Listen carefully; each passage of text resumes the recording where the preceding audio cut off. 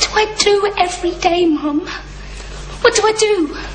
Get up, catch the bus, go to work, come back home, eat chips and go to bed. Is that it? It's what the rest of us do. But I can't. Why? Because you're better than us? No, I didn't mean that.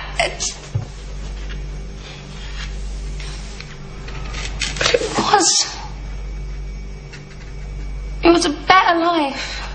And I don't mean all the travelling and seeing aliens and spaceships and things. That don't matter.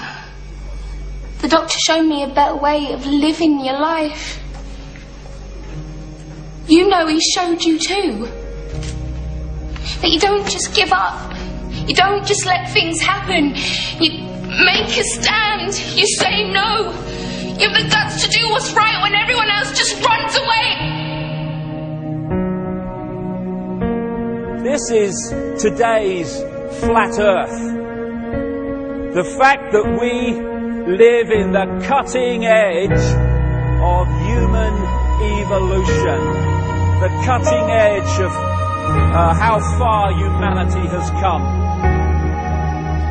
Turning a planet of enormous beauty into a shithole ain't the cutting edge of human evolution.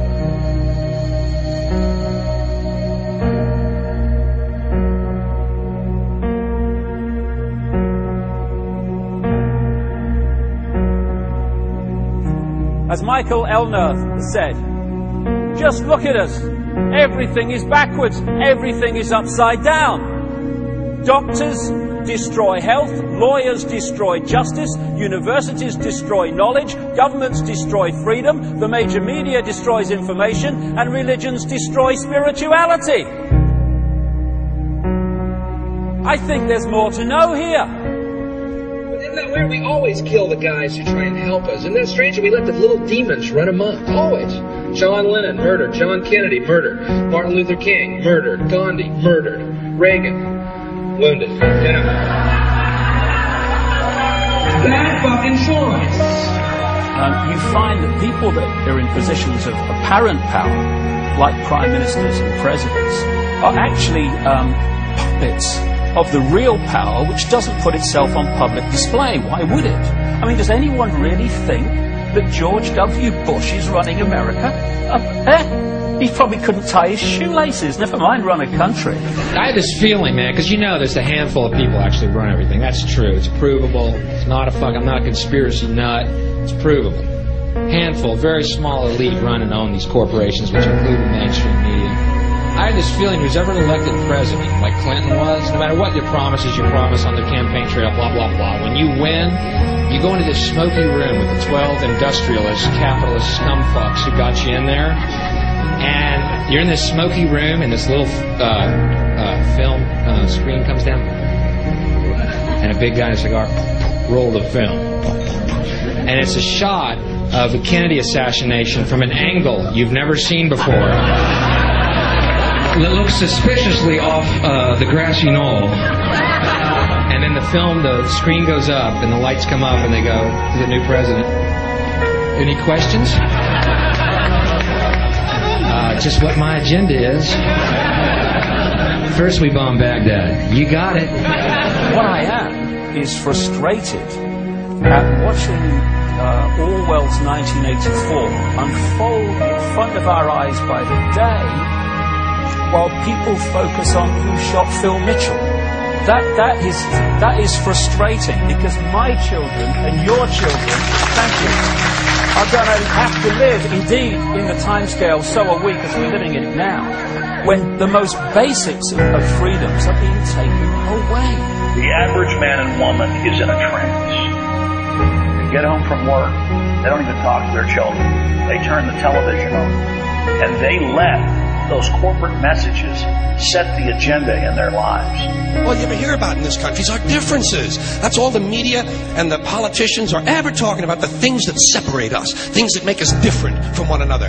That's the way the ruling class operates in any society. They try to divide the rest of the people. They keep the lower and the middle classes fighting with each other so that they, the rich, can run off with all the fucking money. fairly simple thing happens to work. You know, anything different, that's what they're going to talk about. Race, religion, ethnic and national background, jobs, income, education, social status, sexuality, anything they can do, keep us fighting with each other so that they can keep going to the bank. Divide and conquer is the motto. And as long as people continue to see themselves as separate from everything else, they lend themselves to being completely enslaved. We've all seen vast herds or flocks of sheep controlled by a sheepdog and an authority figure called a shepherd.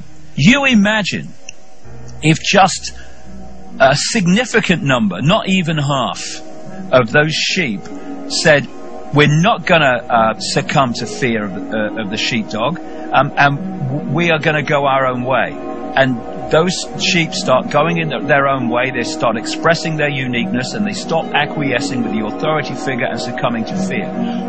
Where's the power of the shepherd now? Where's the power of the sheepdog now? They have no power except in acquiescence by the mass of the sheep to the perceived power that they have. We need to start seeing humanity in these terms very, very quickly. I've seen these ants do great things. And year after year, they somehow manage to pick food for themselves and you. So who is the weaker species? Ants don't serve grasshoppers. It's you who need us.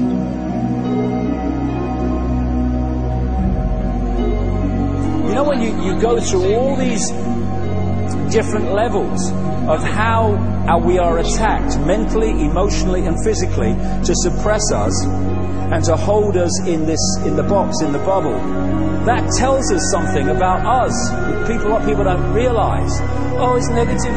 No, it's not negative. It's extremely positive if you want to use those terms.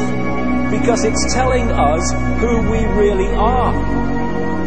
The level of suppression on multi-levels, in multi-ways, that they've had to go to and continue to go to hold us in servitude, shows the potential of genius and magnificence that we really are. And that's our natural state. This is the difference between the power of our Creator and anything else, particularly evil. That you can go into a pitch black room full of evil, full of darkness, and light a little candle, and instantly that darkness flees. But you can't do the opposite. You can't go into a well-lit room full of truth and wisdom and righteousness and joy and health and harmony with the universal power. You can't take any amount of darkness and go into that well-lit room and have any effect whatsoever. That is the metaphor which I frequently think of when I think that I'm not empowered. It is the greatest lesson for me, and I think for everybody else, to know that we're on the winning side and that we're winning. Today, a young man on acid realized that all matter is merely energy condensed to a slow vibration, that we are all one consciousness experiencing itself subjectively. There is no such thing as death. Life is only a dream, and we are the imagination of ourselves. Here's Tom with the weather.